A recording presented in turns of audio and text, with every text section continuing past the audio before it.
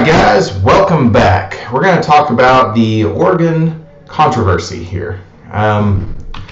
These are the bullet points that you're going to need for this slide. The Treaty of 1818 between the United States and Great Britain had given them joint occupancy of the Oregon country.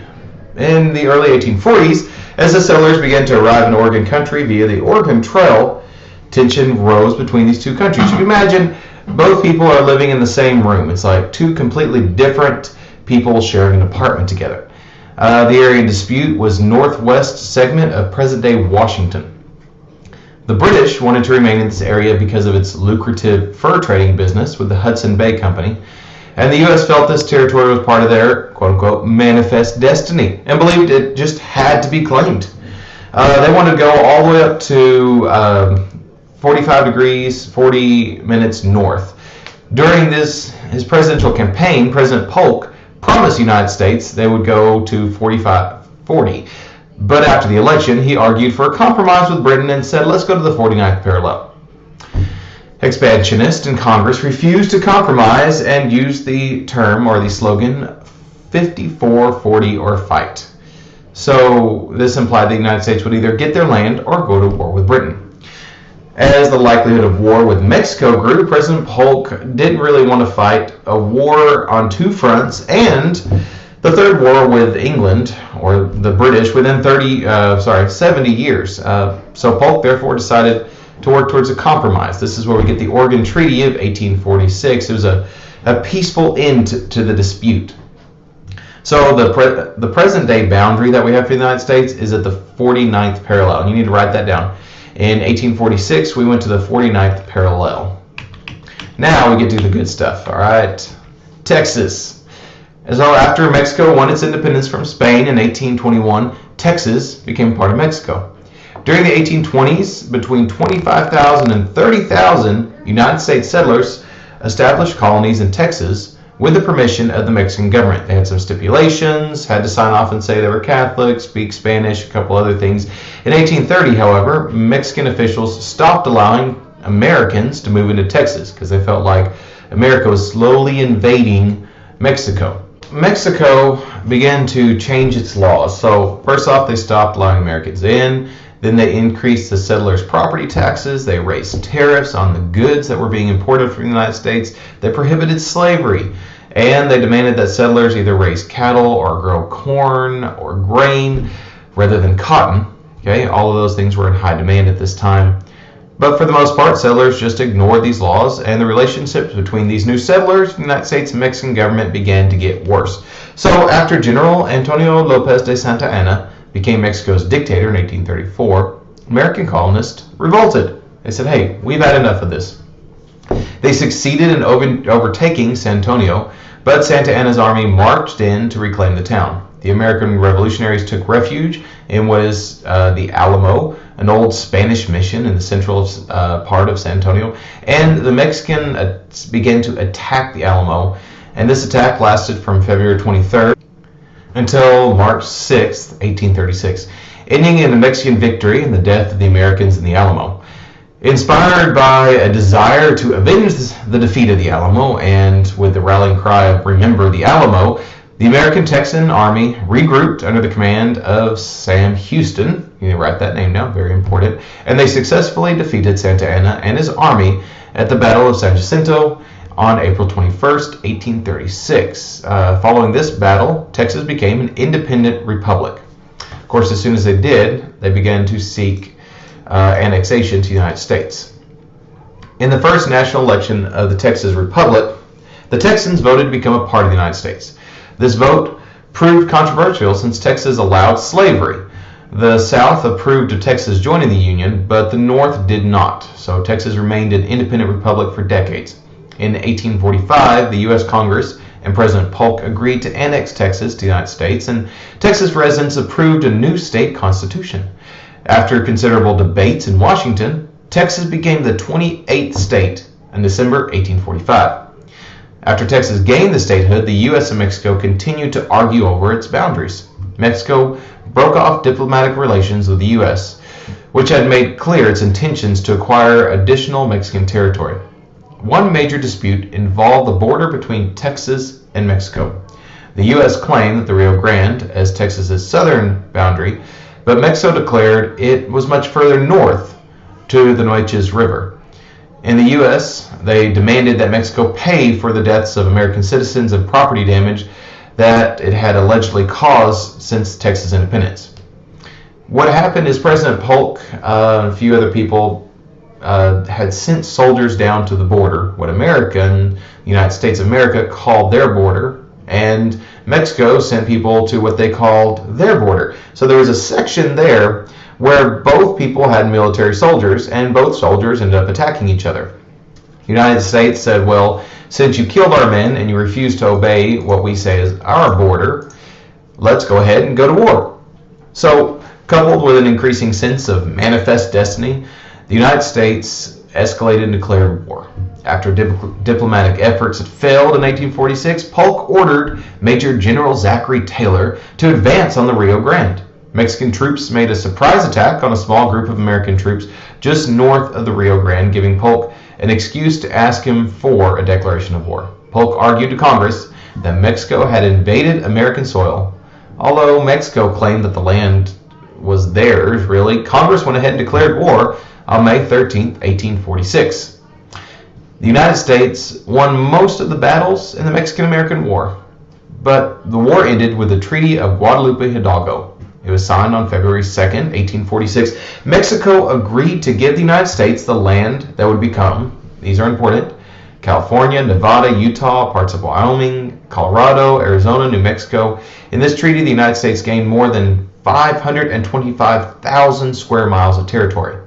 These acquisitions, they reignited controversy because now we've got all these new places to add new territories, new states. What about slavery? They're connected to the South. Do they just become slave states, or would that upset the balance of power in Congress? But who's going to worry about that when we discovered gold? So put down this date, 1848. James Marshall. He was an employee at John Sutter's sawmill in California, Sierra Nevada foothills. He found flakes of gold on a sawmill property. This discovery at Sutter's mill didn't remain secret for very long and ushered in the California gold rush. Thousands of people came from other parts of the United States and other countries in search of their fortune in gold. This gold rush began in earnest, really took off in 1849. Leading the miners to get this nickname, the 49ers. And if you think about the 49ers, yes, California 49ers, put that down in your notes to help you remember the 49ers. While most of the miners were men, women also came to California as entrepreneurs, prostitutes, or with their husbands. Okay, all three were common at this time. Many African Americans joined in and headed to California in search of gold. Some came as slaves with southern slave owners to forcibly help, so the slaves were forced to dig for gold. Others arrived as freemen. They ventured there for the same reasons as the white migrants. And many people came from other countries as well. San Francisco and Sacramento became political, economic, and spiritual centers for African Americans who joined the middle class in significant numbers in these cities. So we see a whole migration of the United States heading towards the West, even faster now. It wasn't just land. Now you had the idea that you could get land and lots of money. So you don't have to write all these down, but I do want you to know and think about the Chinese, Latin American, Australian, New Zealand, and European immigrants. They all kind of flocked there because they wanted to find gold. The Chinese and Latin American immigrants in particular, they faced a lot of discrimination. In 1850, the California state legislature enacted a tax on foreign miners, requiring them to pay $20 a month for the privilege of mining in the state. So this wasn't just a tax on imports. For you to even get to be in that state mining for gold would cost you $20 a month. Now you can imagine a lot of these people wanted to find ways of getting around this, lying about being there. There were squatters that would sneak on people's land and dig without rights. And there's a whole other section we'll get into later with the opium wars that were going on around the world and the opium that was also being shipped into these areas. So there were drug issues as well. And you can imagine we have people, drugs, prostitution, and a whole lot of people trying to get rich quick, so stealing and lying. there were some problems. A whole bunch of people piling up together. You could imagine that this was a new issue that was going to be faced. So many gold seekers arrived in early 1848, all the way up until 1849. They made the journey in the mines. Very few latecomers earned a profit. Many didn't even make it to California. Many died trying to get there, either of disease or accident. I mean, you've heard about the Oregon Trail. Well, it was a similar time. It wasn't that all of a sudden travel became easy because there were gold. People died in the mining camps. There were a lot of people that died in the mines themselves, either they collapsed on them. They were using dynamite in order to blow up parts of a mine to dig faster. You can imagine the accidents they had with that.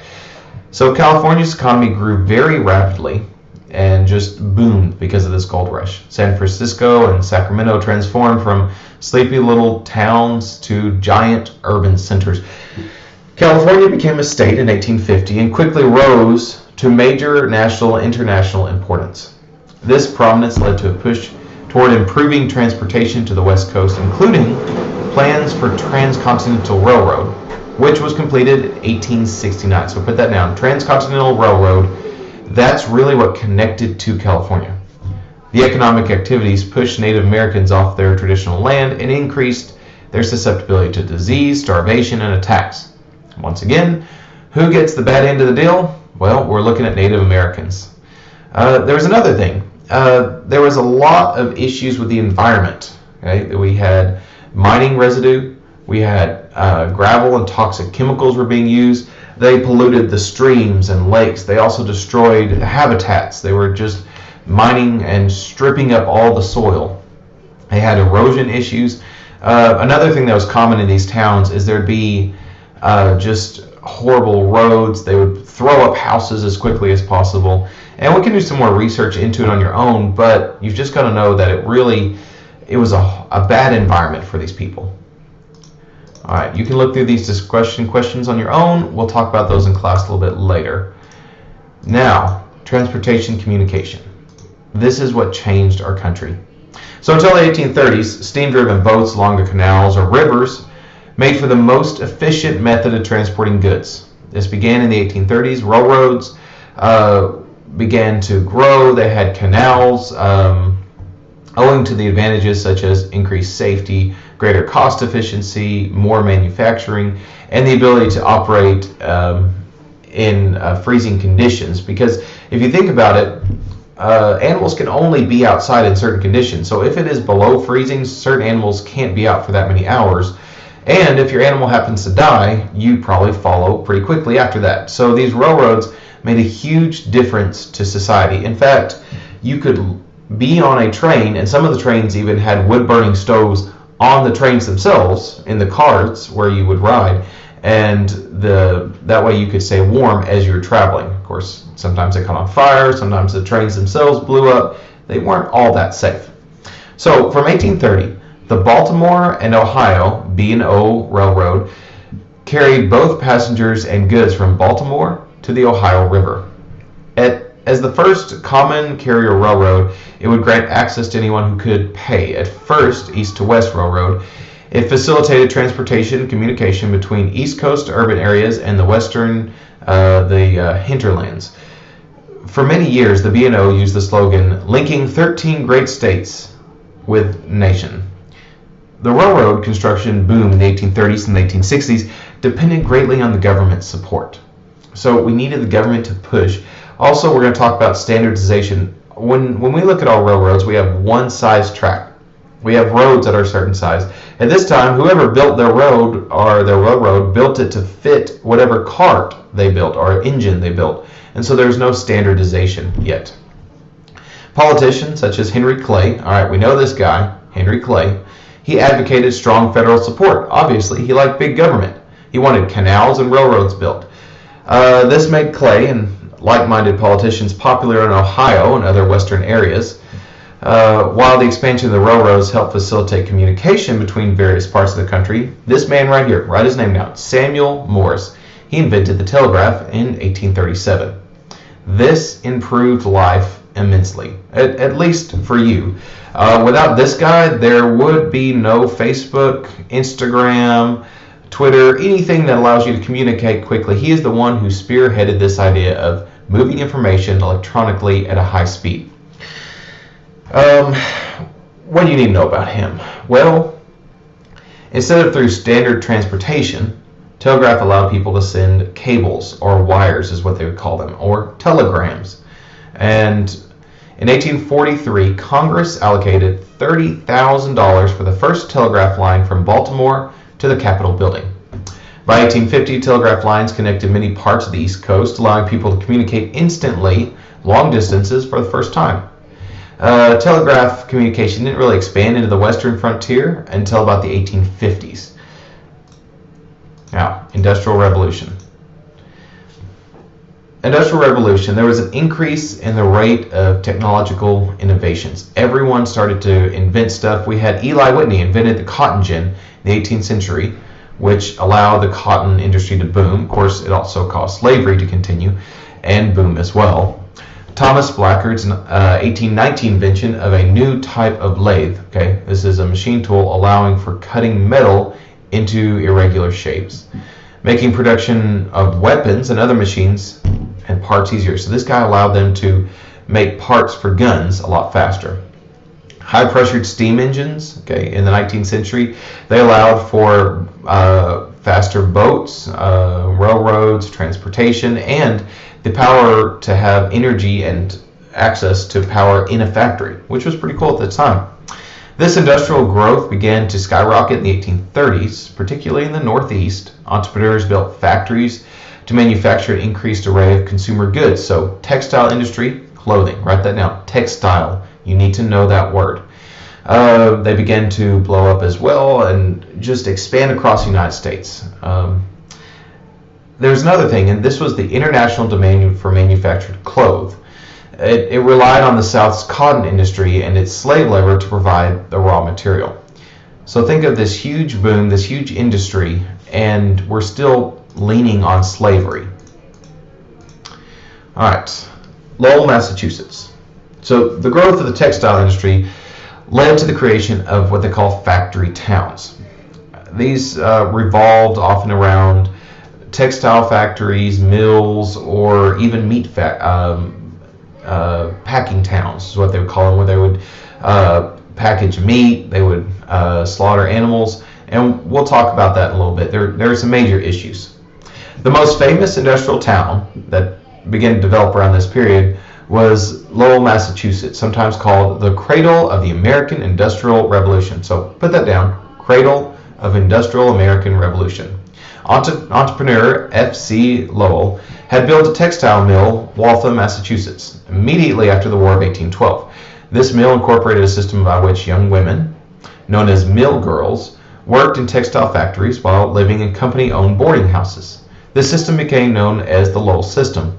The company owned everything in the town, including the church. The company intended for Lowell to serve as a model industrial town, providing young women who worked at the factory and lived in boarding houses with entertainment, cultural events, and access to books and other recreations. So it was a pretty amazing system. The way you could think of it is, the way they saw this is the way Google has built their company. You could almost live at the Google factory and work there, ride there, eat there, read there, learn there, do everything all in one place. So this factory with its it was independent on the river that ran through the town and the canal, so it depended on this water to flow and give it power. It was the first to produce and finish cotton cloth from raw cotton within the same factory. It thrived from the 1820s until the 1850s. Lowell grew rapidly and became the second largest city in Massachusetts by the 1850s. As more immigrants arrived, though, in the country, Lowell attracted immigrant labor to work in its mill.